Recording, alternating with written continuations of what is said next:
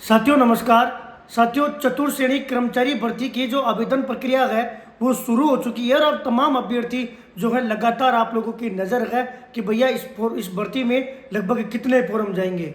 साथियों, 25 से 30 लाख के बीच में इस भर्ती में फॉर्म जाने की पूरी आशा है और आप तमाम अभ्यर्थियों ने सोशल मीडिया के माध्यम से ये भी देख लिया होगा कि यूपी, बिहार, एमपी जैसे राज्यों में जो बड़े बड़े टीचर हैं वो टीचर भी इस भर्ती का सेपरेट बैच चला रहे हैं। कुछ टीचर तो ये कहकर इस भर्ती का बैच चला रहे हैं कि पूरे ऑल इंडिया वाली भर्ती है, यानी कि 53,749 पदों पर एक ऐतिहासिक भर्ती है जिसमें प्रदेश के युवा जो है अपने भाग्य को आजमाने वाले हैं।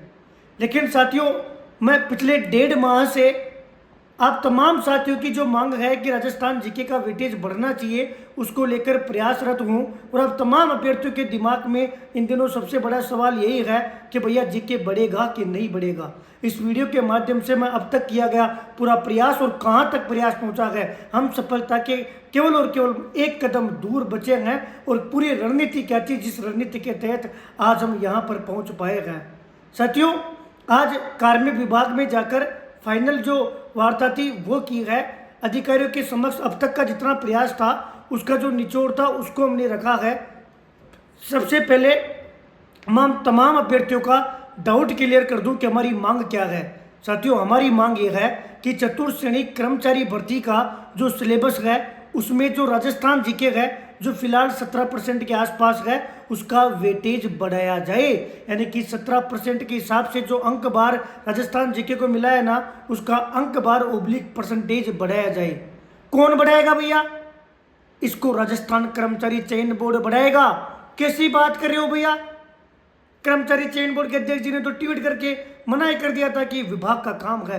लेकिन साथियों, हम तमाम अभ्यर्थियों को इस बात को समझना होगा, इसीलिए इसमें समय लगा है। एक तो तमाम जो अलग अलग विभाग है उस तमाम विभाग की एक साथ ये भर्ती होने जा रही है, इसलिए पर्टिकुलर कोई मंत्री नहीं है कि जिस मंत्री के थ्रू हम ये काम करा सके जिस प्रकार मैंने पशु परिसर का काम करवाया।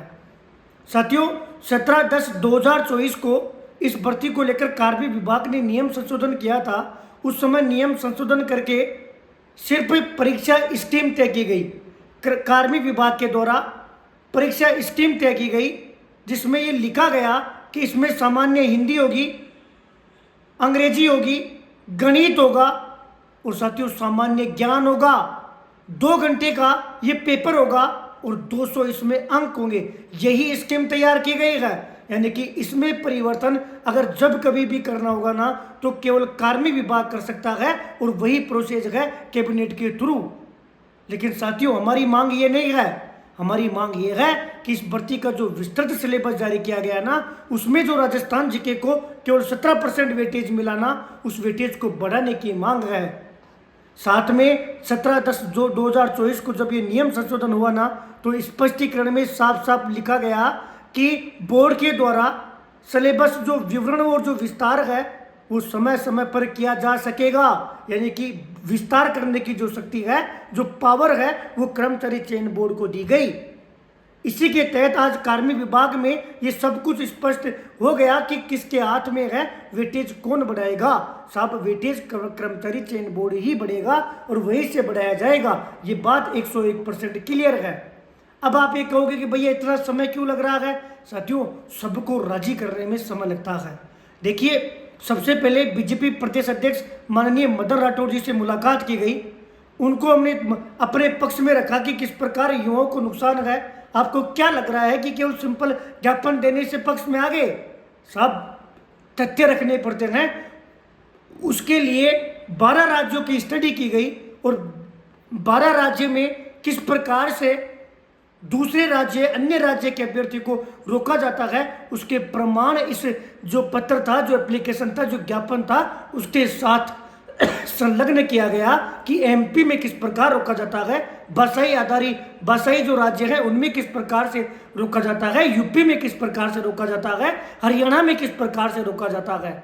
सारे प्रमाण समझाए गए तब वो हमारे पक्ष में आए। इसके बाद में आरएसएस के जो मजबूत लोग हैं उनको संपर्क करके उनको भी पॉजिटिव किया गया। बीजेपी के तमाम जो प्रवक्ता डिबेट में हमें मिलते हैं उनके माध्यम से भी बात पहुंचाई गई। उसके बाद में साथियों, जो संसदीय जो मंत्री है उनसे 2 बार मिला गया, कुछ तो वजह होगी। कि उनको अपने पक्ष में रखने के लिए 2 बार मुलाकात की गई। उनके अलावा साथियों जो स्वतंत्र जो राज्य मंत्री है उनसे मिला गया, माननीय मुख्यमंत्री जी के 2 बार ओएसडी से मिला गया। 6 फरवरी को विधानसभा में जो वार्ता हुई थी उस विधानसभा में इसको लेकर माननीय मुख्यमंत्री जी के ओएसडी से मुलाकात हुई। और जो कुछ लोग कह रहे हैं ना कि सब किसी को पता ही नहीं था, भाई साहब 6 फरवरी को ही विधानसभा में वार्ता हुई थी, विधानसभा से वो लेटर सीधा कार्मिक विभाग को गया था। ये 6 फरवरी की बात मैं बता रहा हूँ, क्योंकि कहीं ना कहीं मुझे गड़बड़ था, मुझे आशंका थी कि कहीं ना कहीं आगे जाकर अगर हमारे खिलाफ कोई भी हो गया ना तो फिर हमारी ये मांग पूरी नहीं होगी। सरकार दावा जरूर करती है कि स्थानीय युवाओं को हम 100% का अवसर देंगे, लेकिन कैसे, इसका जवाब नहीं है साथियों। उसके बाद में जो हमने कई मंत्रियों से और मुलाकात की, चूंकि मुझे पता है कि पूर्व शिक्षा मंत्री जब कांग्रेस की सरकार हुआ करती थी, माननीय वासुदेव देवनानी जी हैं जो भी विधानसभा अध्यक्ष है, उन्होंने एक बार उनके साथ मैंने डिबेट भी की थी। और दैनिक भास्कर में जब हम ये मुद्दा उठा रहे थे तब उनका स्टेटमेंट भी लगा था, 2022 की बात है, वो हमारे पक्ष में थे। उनका बेकायदा ये कहना था कि जब बाहरी राज्य वाले स्थानीय राज्य अन्य राज्यों को रोक सकते हैं तो सरकार की मंशा सही होना तो राजस्थान सरकार भी अन्य राज्यों को रोक सकती है। उसी तर्ज पर उनके आवास में जाकर उनसे मुलाकात की गई। साथियों अब आप बताइएगा कि हमारी मेहनत में कहाँ कमी थी। भैया आपने सीएम साहब से क्यों नहीं मुलाकात की? तो साथियों आपको वीडियो शेयर किया गया था होली स्नेह मिलन समारोह में भी साथियों मजबूती से माननीय मुख्यमंत्री जी तक ये बात पहुंचाई गई। उनका ये कथन था कि निश्चित तौर पर ये जो आपकी मांग जायज है और हम इसके समर्थन में है और मैं अधिकारियों को यह आदेश दे रहा हूं कि इस मांग पर संज्ञान ले। उसी का परिणाम है कि आज सब कुछ आपके पक्ष में है। समय लग रहा है मुझे पता है, और मैं बार बार ये कह चुका हूं कि गणित रहेगी, जीके रहेगा, हिंदी रहेगी, गणित रहेगी, पढ़ना आपको यही है। केवल वेटेज की मांग है, सिलेबस में टॉपिक चेंज करवाने की मांग नहीं है। आपको पढ़ना तो यही है। अब कुछ साथियों ने क्या है कि कुछ साथी किसी दूसरे साथियों के द्वारा प्रताड़ित रहते हैं। आप सोचिए लाखों अभ्यर्थी इस भर्ती की तैयारी कर रहे हैं। इन दिनों 10 से 15 दिन बहुत मुश्किल से मेरे गुजर रहे हैं कि तमाम अभ्यर्थियों के किस लेवल पे फोन, किस लेवल पे मैसेज हमें प्राप्त हो रहे हैं।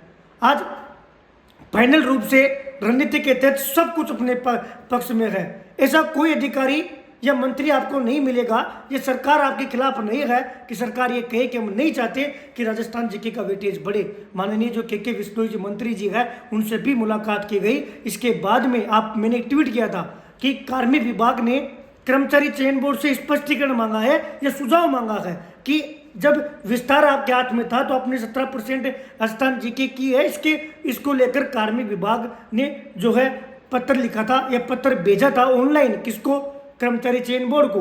ये बात मैंने आपको कही थी, हालांकि अध्यक्ष साहब को के संज्ञान में ये चीज़ नहीं है कि उन्होंने ऑनलाइन भेजी थी। कई सारी ऑनलाइन जो पत्र और काम बहुत होता है, तो हम ये नहीं कह रहे कि साहब क्योंकि काम की ज़्यादा काम होने की वजह से हो सकता है कि संज्ञान में नहीं आया होगा। 53-47-332 इसका क्रमांक है। ऑनलाइन जो नंबर है 12 मार्च को जो लेटर है वो बोर्ड को भेजा गया। 53-47-332 उस ऑनलाइन क्रमांक का नंबर है, लेकिन वहाँ से जवाब नहीं मिल पाया। और इस चीज़ को मैं समझ पाता हूँ कि इतना काम होने के बाद में हो सकता है कि उस पर ध्यान नहीं गया हो। फाइनली ये निर्णय हुआ है कि ये किसके हाथ में है? कर्मचारी चयन बोर्ड के हाथ में है। और आज कार्मिक विभाग जी के द्वारा कर्मचारी चयन बोर्ड के माननीय सचिव साहब को भी कॉल करवाकर ये बात मजबूती से रख दी गई है कि इस भर्ती में ये मांग उठ रही है और आप युवा हित में निर्णय ले। चूंकि माननीय बोर्ड अध्यक्ष जी से तो पहले भी मुलाकात हो गई थी, आज भी मुलाकात हुई है। वो बेहतरीन नवाचार के साथ काम कर रहे हैं और वो लाखों युवाओं के साथ है। युवा हित में वो राजस्थान जीके का वेटेज बढ़ाने के लिए तैयार है। और हमें, मुझे और प्रदेश के लाखों युवाओं को माननीय बोर्ड सचिव साहब पर भी पूरा भरोसा है कि उनके हाथ में कमान है और वो निश्चित तौर पर युवा हाथ में निर्णय लेंगे। मैं पुनः आपसे कहूँगा कि वेटेज बढ़ाने का जो कार्य है वो कर्मचारी चयन बोर्ड अपने स्तर पर कर सकता है। 17/10/2024 को जो नियम संशोधन हुआ था उसमें यही निर्णय हुआ था। कर्मचारी चयन बोर्ड में सचिव साहब और जैसे ही इसको संज्ञान में लेंगे, जैसे ही निर्णय लेंगे हमारा काम हो जाएगा। इसके अलावा साथियों आप जिसका नाम लोगे ना उनसे मैंने व्यक्तिगत मुलाकात की। समय लगता है, जब आप घर छोड़ के काम करते हो ना समय लगता है साथियों।